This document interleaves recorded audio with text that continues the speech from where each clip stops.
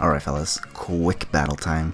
This is going to be another battle against, well, this is not another battle, but it is another battle, but my opponent is going to be a different person.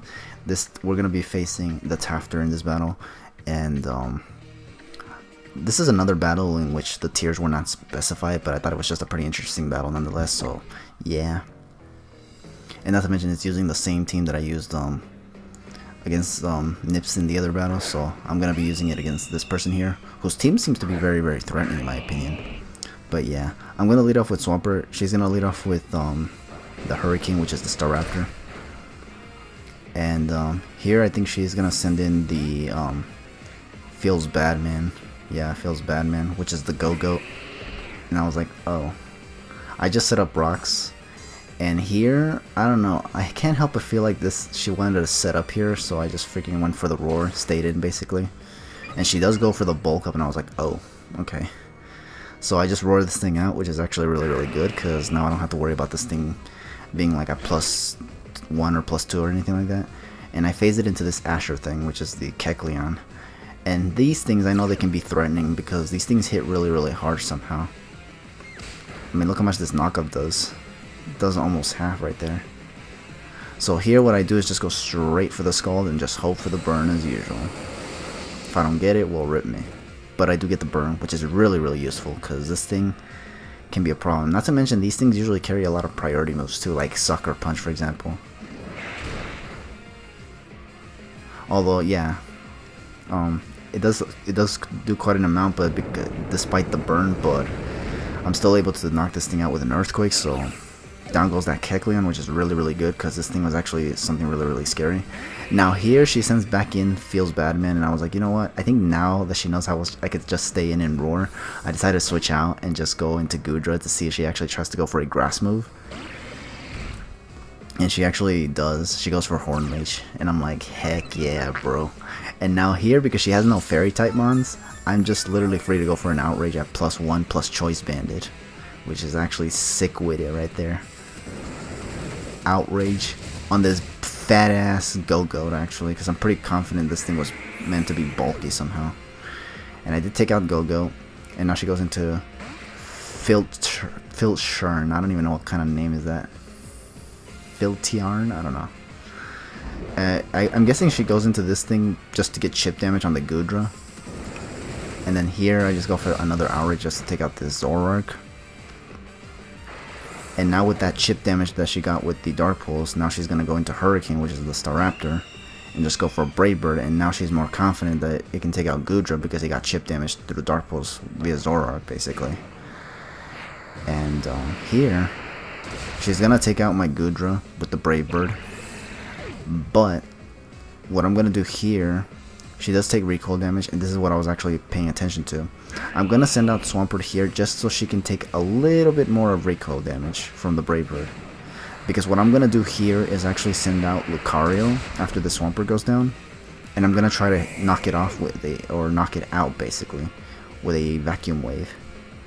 So I send out Lucario. And because my Lucario is modest, I should be taking out this Staraptor with a Vacuum Wave. Nope, I do not, and as a result, this thing gets to go for another Brave Bird. My Lucario survives, obviously, because of the Focus Sash that I carry on this thing. But unfortunately, now I'm just at 1 HP, so now there's not much I can do with Lucario now.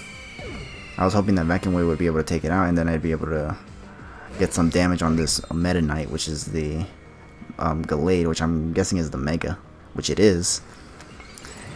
And here, I think I was gonna go for I don't remember if I went for Vacuum Wave here again, or if I was just gonna go straight for an attack, knowing that I can actually possibly outspeed it.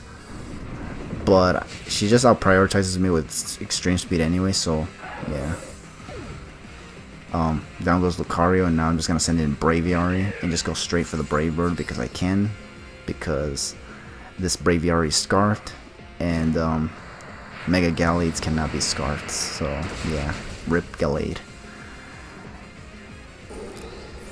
And I think her last Pokemon is her own Goodra.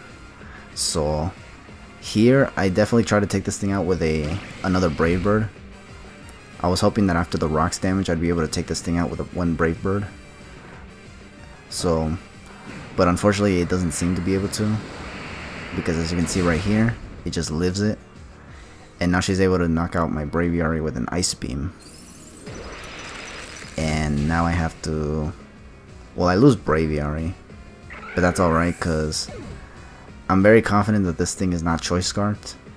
So Sharpedo can just come in here and just literally just crunch this thing to oblivion. And with that, that's going to be basically the whole game. Once again, another battle that I get to finish off with Sharpedo. Like I said, I'm going to actually be using Sharpedo a lot more in these in what's left of these battles in Omega Ruby and Alpha Sapphire, just because, like I said, I really felt like I should have been using Sharpedo a lot more, but never did because I always felt like it wouldn't work in OU. And so as a result, I've been using Mega Diancie or Mega Lopunny. But yeah, and not to but at the same time, as you can see, like Sharpedo's almost never used in these battles either. I guess that kind of explains why I've been using Diancie or Lopunny more. Just because I guess I was never being able to find a way for Sharpedo to just put in some work, so I was like, I don't know. Either way, that was a good game to TheTaftur, and thanks for battling, and also thank you everyone else for watching the battle. And like I said, we're getting closer to the end here. We're literally just on countdown right now because we're now in single digits in the amount of battles that I have left from this from the Pokemon Omega Ruby and Alpha Sapphire series here. So just stay tuned, and if you guys are willing to keep watching me until I get to Sun and Moon, well then good for you peeps. So yeah, I'll be heading out now, and take it easy.